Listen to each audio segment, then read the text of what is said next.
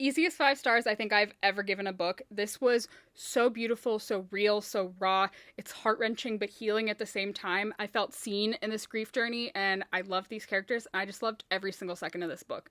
Promise Me Sunshine follows Lenny, who recently lost her best friend since kindergarten, and she starts this temporary nannying gig where she meets Miles, the uncle of the child that she's going to be nannying. He sees her grief, he sees her depression, and he offers to help her through it. Yes, this is a love story, but it is also, as I said, this really raw and real grief journey and story of depression.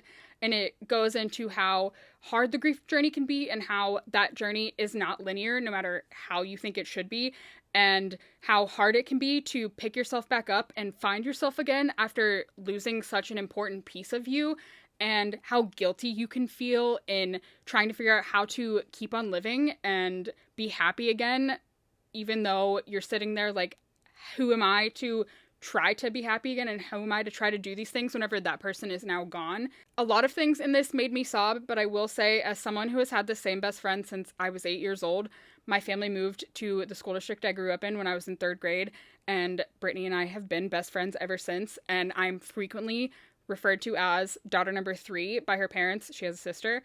So there's this passage in here where Lenny's mom says how she feels like she lost 2 daughters, and that just broke me on such a level that I don't know. I sobbed through so much of this. I don't want to keep rambling, and I know that I'm going to cry if I keep talking about that piece of it, but this was so raw, so real.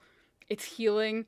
It's heart-wrenching. You're going to fall in love with these characters. Miles is just so patient and loving and caring, and Lenny's journey is relatable if you've dealt with grief and depression, and I just thought this was so beautiful, and I think everyone should go read it.